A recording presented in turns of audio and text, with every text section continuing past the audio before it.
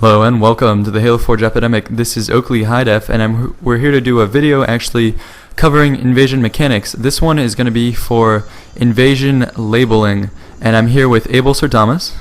Hey guys. And Kanggo Sucka. Hey, how's it going, guys? Flying around. Yeah, so he's here. So we're going to be talking about basically just the labels in this. We'll do a whole series covering the different aspects of invasion.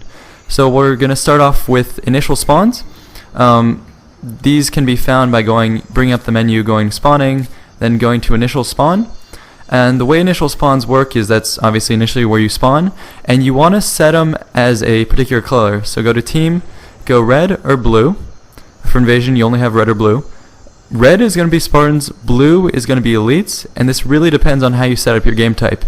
If you have elites attacking, then blue is going to be the attacker spawn. If you have elites defending, then red is going to be the attacking spawn. So it depends on the way you set it up. So you're going to put them down here. Usually you want invasion to be 6 on 6, so you want to set up 6 different initial spawns. And then because lobbies can be up to 16, essentially you want the game to have overflow spawns. So you're going to have pairs of spawns for each of the fire teams. So 2 plus 2 plus 2 is 6 for each team, and then for the additional players that will be in the bigger lobbies, you want to use respawn points, and you'll put those down, as I said, just as overflow spawn points around the map. And when you're setting down your initials, go ahead and label it. I'll go through this. So this is on the elite side, and they're attacking, so I'm going to put it on blue. I'm going to go advanced, just label invasion for sort of bookkeeping, and then spawn sequence. Able will go into this, but this is basically fire teams. So Able, do you want to talk about fire teams now? Oh yeah.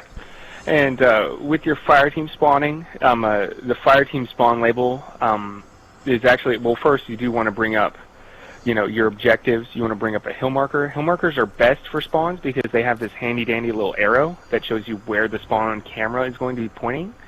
So it makes it easier to place your spawns. But what you got to do is you got to go to advanced options here, and you have to give the invasion label invasion res.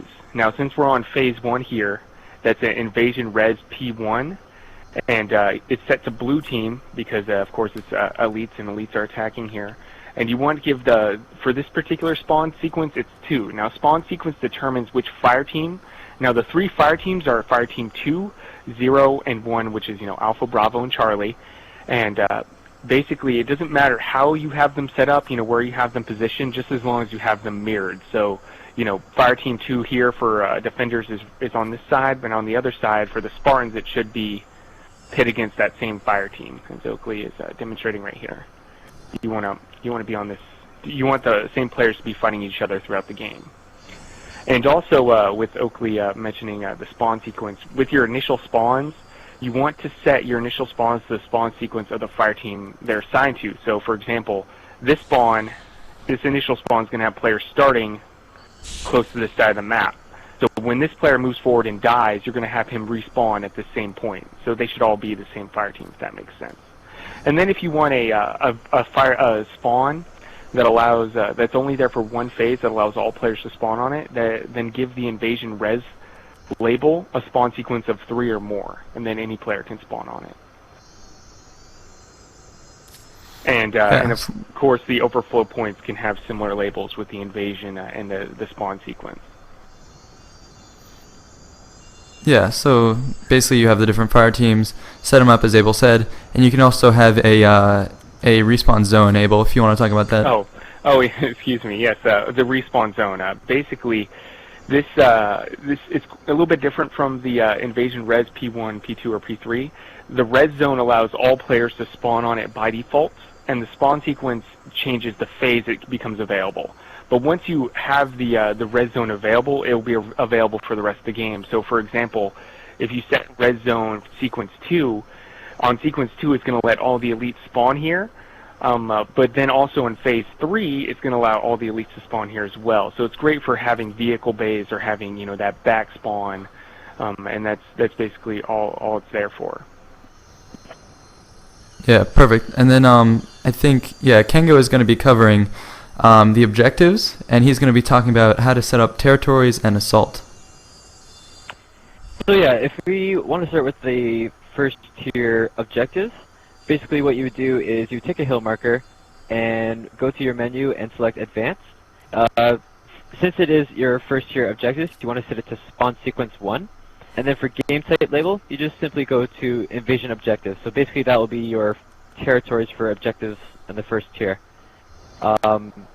It's always good to have 2 territories in the first phase. And the best thing you should do is, if you want to measure the distance, roughly a sprint or 2 evades apart if you're the elite or the Spartan, and maybe have some sort of line of sight blocker to really protect the 2 different teams that are trying to attack it. And yeah, simply a sprint or 2 evades apart, I think, is a good distance, and I think Able can go into a little more detail about that later. But if we want to continue to the second objective, or the second tier, sorry, you would again select a hill marker, and this is for, let's say this is for an assault tier. You'd select your hill marker, go to Advanced Options, and select Spawn Sequence 2 to indicate that this is your second tier. And for your game type label, also do Invasion Objective. So whether or not this is an assault phase or phase, these hill markers will be consistent. But if you want to set up for an assault, make sure that there's some sort of bomb spawn. So let's say you have a capture plate here. Basically what you do is you spawn your capture plate and set it for Spawn Sequence 2, so it remains consistent with the 2 territories. And then you go to your game type label and set that for Invasion Objective Flag. So then that way this is your bomb spawn, because the flag really identifies the bomb as such. Yeah, and on a quick side note with that, when you're setting up territories, if you set up more than 2 territories, the game won't register them as Alpha or Bravo. You have, if you played Invasion, you have, a ringer, basically. It'll tell you Bravo's under attack when Bravo's under attack. But when you have a 3rd territory or a 4th territory, those territories aren't going to set off an alarm, and they're also not going to set off any kind of warning. So basically, it'll just be a hill counting down. So you do want to avoid that, or maybe even implement that if that's something that you're looking for. And yeah, and another thing to note just about the labels, you'll notice we didn't set a team for this, for the different labels. That's because you can leave it on neutral, and the game will determine who's attacking or defending based off how you set up your game type. And then I guess we'll move on to Phase 3 objectives, which Able will cover now. Yeah, and with the core objective, it's very similar to the ones we noted before. You have to have some kind of objective marker, hill marker, capture plate, flags, and it doesn't matter. And you basically, to indicate where your core is going to spawn, you have to go to Advanced and set it to Invasion Objective Flag, and give it a spawn sequence of 3, or well, it'll be 3 on this map, but on other maps, if you have a Phase 2 or Phase 1, then you can set those accordingly. And then for your cap point, you just give that the Invasion Objective label with the same spawn sequence as your core cap point. Has your core spawn point. And on a side note, just to be sure to get all these objectives to work, you have to set them in the Invasion game type. So if you wanted a Phase 1 assault, you have to set it when you set your custom game options to assault to get it to work properly. Yeah, so feel free to rewatch different parts of the video to set up how to put down the different objective labels, because again, it is interchangeable based off how you set up your game type. You can have a core in the 2nd phase, you can have a assault in 3rd phase, so it is interchangeable depending on your game type. And to know how to set up each objective, just go ahead and rewatch that part of the video. And now we're going to have Kanggo talking about invasion weapon labels and vehicle labels. So yeah, it's always nice to have some sort of weapon spawn, even in the first phase. So what you would do is, in the first phase, let's say you want one of your fire teams to have a DMR spawn, or a needle rifle spawn, depending on which team you are. So let's say we spawn a DMR here, and we go to our menus and go to Advanced Options. Basically what you do is set the spawn sequence to 1 or 0, it doesn't really matter since this is your first phase, and then you go to Game Type Label, and just quickly go to Invasion Weapon. So basically what this does is that it spawns this weapon on whichever spawn sequence you're dedicated to. So let's say you wanted some sort of power weapon in the second tier. What you would do, let's say we spawn a grenade launcher and we want that in our second tier. What we would do then is go to advanced options again, go to spawn sequence 2 to indicate that this is for your second phase. And then you go to game type level and just continue on with invasion weapon as well. And the nice thing about this is even though it's set to invasion spawn, spawn sequence 2, it will still remain here on the spot throughout the rest of the game. And then basically you can add spawn times to these as well. On a side note, you do have to have a spawn time on any invasion weapon label because it has to spawn in the object. So if you have no spawn time on whatever you put the invasion weapon label, it has it being a weapon or another object, if there's no spawn time on it, then it will not appear in game. And even worse, if you place it on place it start to false, and you give it no spawn time, it'll actually disappear from Forge. So you definitely don't want that. Yeah. Same thing applies to vehicles. You have to keep account to the spawn times that Able and Oakley just mentioned. Basically, for the spawn sequences, it's pretty much the same as weapons. You would dedicate your vehicle to a specific tier. So let's say you wanted a vehicle in your second tier, like this ghost here. You would set it for spawn sequence 2. So basically, in the second tier, this ghost will spawn, and like Able and Oakley mentioned earlier, the spawn time really specifies when it will spawn in the game. Also, when you go back to this advanced menu, you go to your game type label and set it for vehicles.